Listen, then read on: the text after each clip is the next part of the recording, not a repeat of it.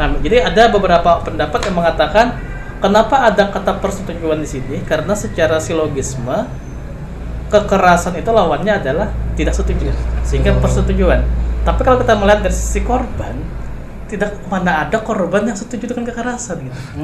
Jadi kita tidak tahu masa lalunya itu seperti apa. Oh ya, Ya. selalu. Mungkin ketika dia di masa lalu itu dia punya masalah dengan orang lain. Maksudnya ketika dia kecil dia jarang untuk diperhatikan, lingkungannya tuh jarang memperhatikan dia. Nah, terus ketika dia itu melakukan hal yang seperti itu, orang akan fokus ke dia. Jadi setelah 19 tahun anak tersebut berubah menjadi remaja atau kita sebut muda-mudi lah. Muda-mudi.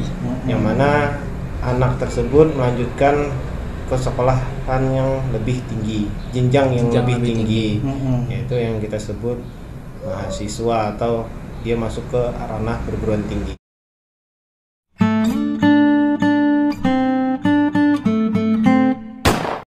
Kita tahu kan Pak di Banjarmasin kan, Banjarbaru yang saya tahu waktu saya kuliah di sana kan, itu ada yang namanya paman kocok, sering tuh di depan kos cewek. Jadi aktivitasnya itu onani ketika sambil mandang gitu ya? Iya, lihat yang mahasiswi itu, mahasiswi itu kan, iya. di depan kosnya, ntar dia stop depan kos, dia sambil lihat cewek-cewek di depan di teras kosan mereka, kayak gitu. Nah, itu ini kan menarik karena ya. Tapi itu di lingkungan kampus di mana? Di luar. Di luar. Iya. Karena ini menarik ya kalau kita mengacu Permendikbud ini ada warga masyarakat di dalamnya. Tapi masih multitafsir apakah masyarakat ketika dia di kampus ya atau gimana tuh tafsirannya, sehingga kalau tadi aktivitas yang dikatakan di lingkungan kampus itu bisa jadi kena ini. Jadi kampus kan dekat kos-kosannya itu kan di belakang kampus biasanya seperti itu, dekat sama kampus. Nah, kalau di Banjarbaru tuh ada kampus A, kampus B. Nah, di belakang kan berdekatan. Oh, gitu. Nah, kampus A dan B ini dekat, di belakangnya itu tempat kos. Biasanya sering di situ kejadian. Soalnya di situ tuh pasti banyak yang ngontrak atau yang ngekos tuh pasti cewek-cewek. Nah, biasanya situ sering paman tuh datang, kejiwaan gitu ya, kayak gangguan jiwa ya, jadinya itu ya. kejiwaan seksualnya gitu.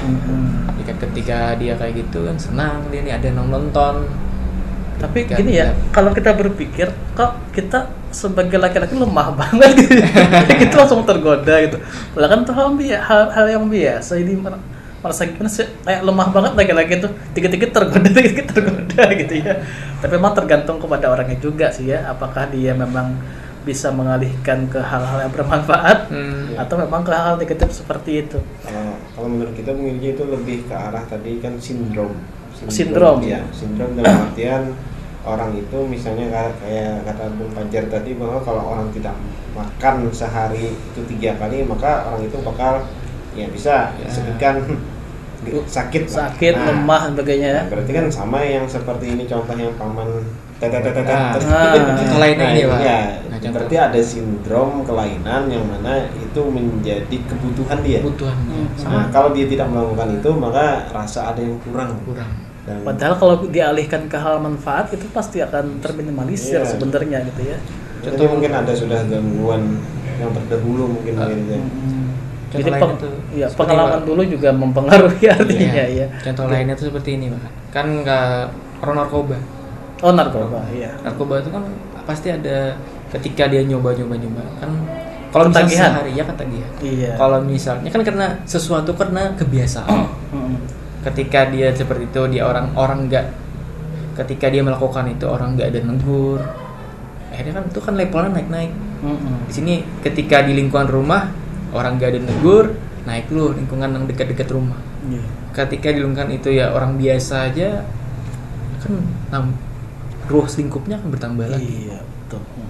Karena gitu makanya Pak, kita jangan terlalu menyepelekan hal kecil.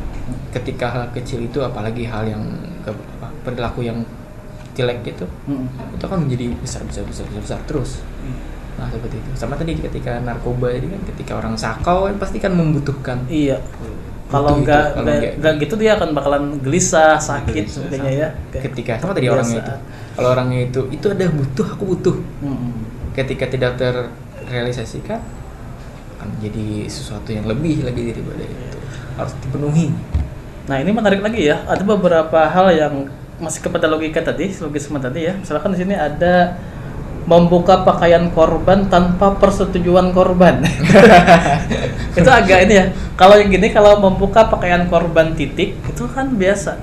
Tapi ketika ada membuka pakaian korban tanpa persetujuan, nah ini memang kita sebuah diskusi menarik ya. Seakan-akan dari kata-kata ini muncullah istilah melegalkan perjinahan.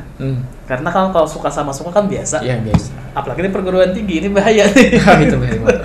Nah, makanya saya rasa ini Permendikbud sangat luar biasa, sangat membantu ya, sangat luar biasa. Tapi memang ada beberapa kata-kata yang harus kita diskusikan agar esensi Permendikbud ini bisa dimanfaatkan dengan baik tanpa ada kontra dari pendapat-pendapat yang berlainan gitu. Nah, ini mungkin masih ke psikologi ya sedikit. Ada kata-kata di sini, menatap korban dengan nuansa seksual. Itu cirinya bagaimana ya? Contoh ya. Kita skripsi bimbingan nih. Kali mahasiswi. Pasti kan kita tatap-tatapan gitu kan itu. Nah, kalau hasil skripsi dia lihat tatap-tatapan gitu. Tapi kalau ada kata-kata atau frase menatap korban dengan nuansa seksual, itu apakah ada ciri-cirinya mungkin atau seperti apa secara kejiwaan wajar nih? Ini berkaitan dengan komunikasi nonverbal. Ya, yang komunikasinya ya. Dari tatapan kan kadang kita tahu. Kalau bisa dikit-dikit orang ngerti pasti. Nah, mungkin ketika kita bimbingan kan, kalau bisa kita tahu nih antara kita dan mahasiswa, biasanya kan kita pasti tatap-tatapan mata, tapi kan cara penatapan kita ini kan kadang caranya iya. Ada yang klip-klip gitu ya, macam-macam. Ini ada kode. Mungkin gini ya, kata orang tuh kan mata itu adalah jendela. Ini kalau kita nih Pak, lama kan pakai masker. Iya. Kita pasti lama pakai masker. Nggak ketahuan. Nah, ketika kita pakai masker kan, kita cuman lihat matanya aja kita udah tahu nih siapa. Fokusnya kemana ya ketahuan.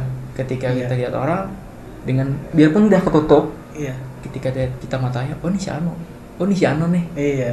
Nah, makanya ketika kita komunikasi dengan orang, ya, cara kita melihat ini kadang hasrat tuh bisa ada di situ tuh.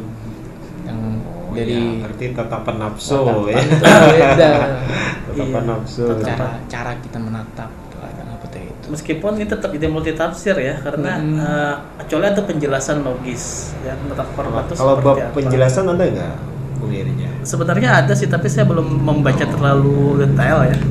Saya coba baca hal-hal yang memang menarik kita diskusikan gitu. Kata kuncinya ini. Tapi gini ya, masih menatap ya. Kan kita kalaunya sahabat dekat, mungkin perempuan, kita ketemu, mungkin kita sapa, kamu cantik deh hari ini. Itu kan biasa kan, kata kita teman gitu. Teman, mungkin reaksi perempuan ini biasa-biasa saja. Tapi ketika kita tidak kenal dengan perempuan, kita sapa, kamu cantik deh gitu. Mungkin reaksi orang bisa berbeda. Nah itu mungkin secara kejiwaan juga ini melecehkan atau apa gitu.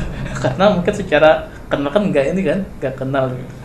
Nah karena hampir setengah jam nih, Bung Heri mungkin ada semacam masukan atau saran sebagai dosen, agar kita bisa memanfaatkan Permendikbud ini dan mempraktekannya sehingga terjaga hal-hal yang diinginkan di lingkungan kampus. Baik, mungkin saran sedikit karena Bung Irja kan sebagai pimpinan kampus kita. Ya kan kita sebagai dosen sebagai pimpinan di kampus kita, bahwa karena sudah lahirnya Permendikbud yang tadi yang kita bicarakan sangat luar biasa, dan moga-moga nantinya ini bisa sedikit banyaknya berpengaruh terhadap perilaku menyimpang yang ada di dunia kampus. Dan tanda kutip lahirnya Permendikbud ini juga nantinya juga bisa meminimalisir kejadian-kejadian yang ada terkait dengan kekerasan seksual di lingkungan kampus. Itu yang pertama. Yang kedua, di sisi lain kami mengharap untuk dosen juga semoga nantinya di kampus lain atau khususnya di kampus kita itu itu nantinya bisa dibentuk satgas, satuan satgas dengan mengacu Permendikbud ini. Akhirnya kalau ada satgas itu kemungkinan besar juga kan tidak bisa juga kan aturan ada yang menjalankan tidak ada. Nah, iya betul. Nah, berarti kan pelaksananya harus ada mungkin Bung Irja. Karena Bung Irja sebagai pimpinan kampus dan juga sebagai pemegang kebijakan ya kan, ya moga-moga nantinya diakomodir lah terkait dengan apakah itu namanya satgas apa kayak atau apa itu terserah nantinya. Yang penting kan ada yang bisa melaksanakan terkait dengan peraturan Permendikbud ini.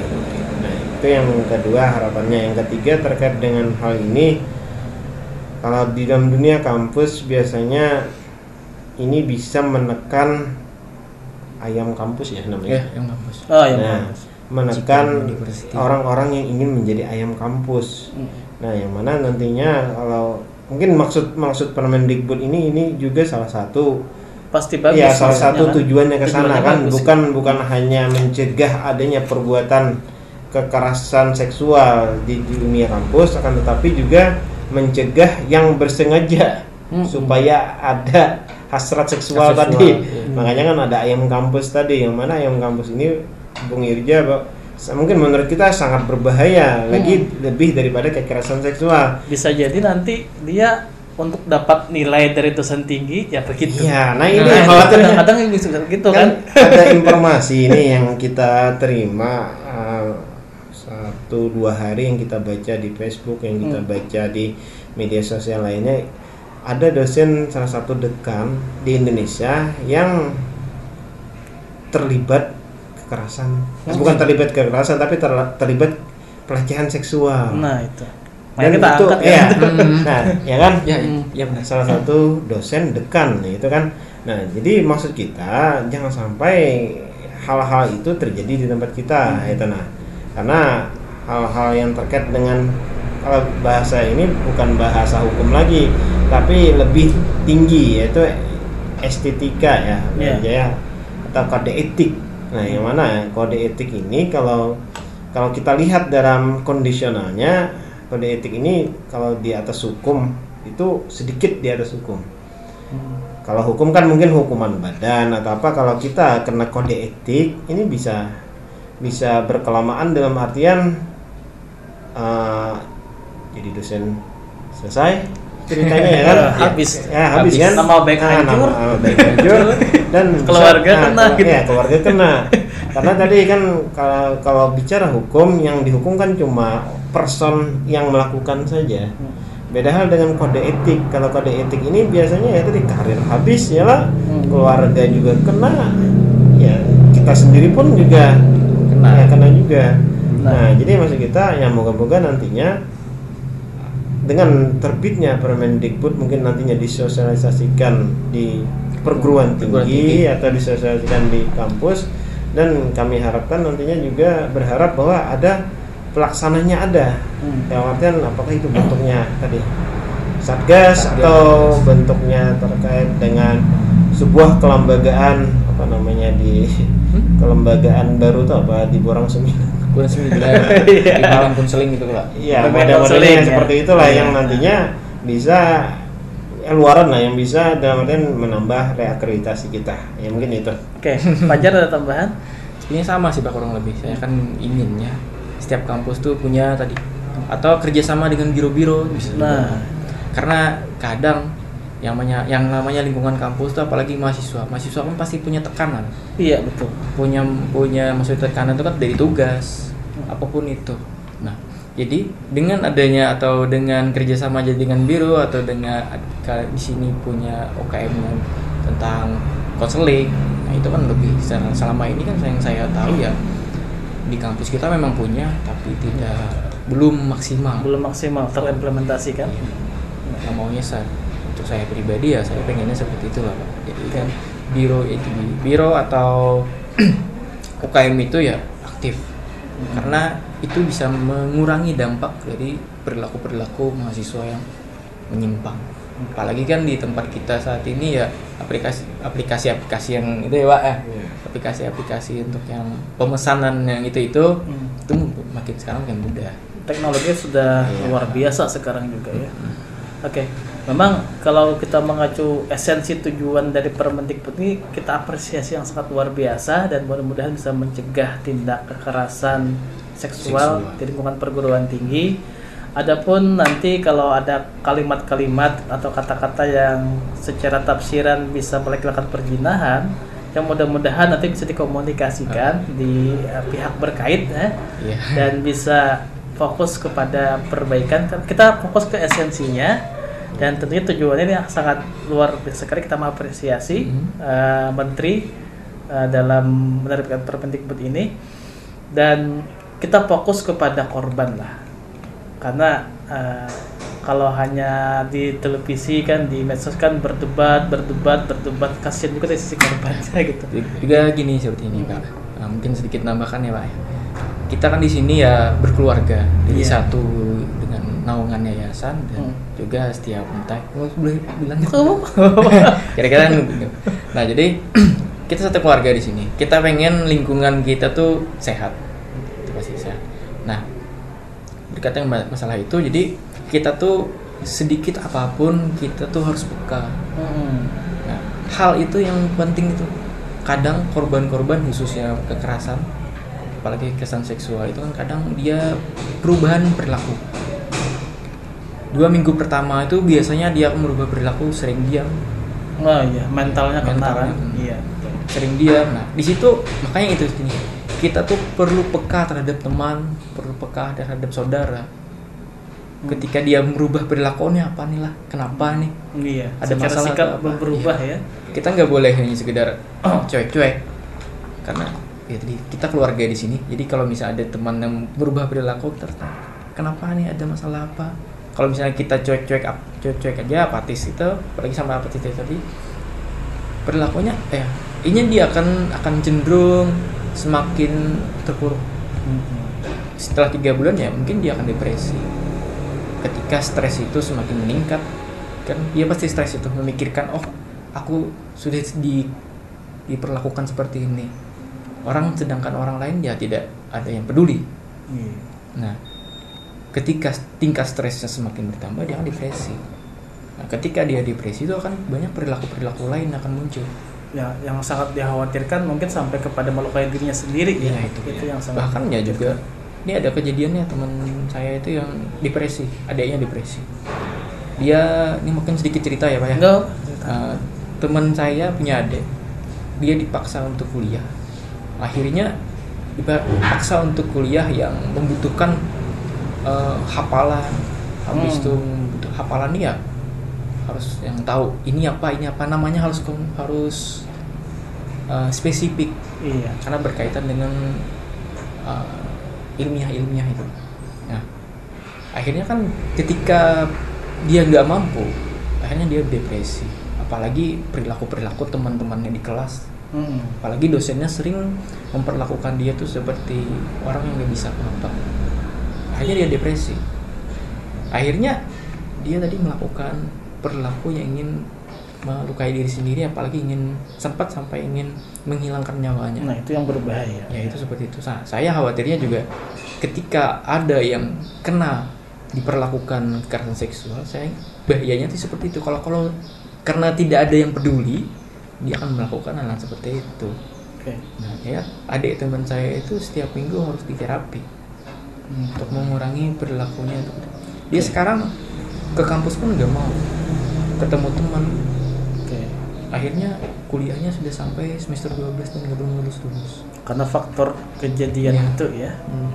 Dan ini juga kenapa jadi saya ceritakan sebenarnya kan karena gini, itu terjadi di lingkungan kampus. Itu cuman kekerasan verbal saja. Karena sering dikata-katain ketika dia kuliah itu, ketika dia menambahkan, kan biasanya kan dosen bertanya. Iya, betul. Ketika dia menambahkan, ketika dia menjawab, temannya tuh sering apa tuh namanya tuh? Membuli mungkin ya. Membuli. Akhirnya dosennya pun kadang juga, ini mohon maaf ya Pak, dosennya kadang sinis melihat dia. Karena mungkin merasa ini orang paling pintar ya, tapi banyak tanya, minder ya. Iya. Itu kan lingkungan kampus. Apa halnya ini tadi kan, itu kekerasan seksual di lingkungan kampus. Bahayanya seperti itu ketika ketika kita membiarkan hal tersebut, kita tidak peka dengan lingkungan, kita tidak peka dengan siswa-siswanya, mahasiswa kita, dosen-dosennya, dosen-dosennya atau tenaga pendidikannya, tenaga akademiknya, kita tidak peduli, itu akan berakibat fatal di ini. Oke. Akhirnya juga akan merugikan instansi kita sendiri ya. Nah, seperti itu mungkin sedikit tambahan. Oke, mudah-mudahan nanti Permendikbud ini bisa memberikan apresiasi positif ya di perguruan tinggi di seluruh Indonesia, dan tentunya kita juga harus perhatian kepada keluarga kita, karena di perguruan tinggi itu dosen tuh anggap sebagai orang tua, tapi di lingkungan rumah orang tua itulah yang benar-benar bagaimana dia mendidik anaknya gitu. Oke, terima kasih Bung Heri sama Bung Fajar sudah gabungan di podcast ini. Insya Allah nanti kalau ada tema menarik kita coba bincang-bincang lagi ya. Oke, baik. Assalamualaikum warahmatullahi wabarakatuh. Waalaikumsalam.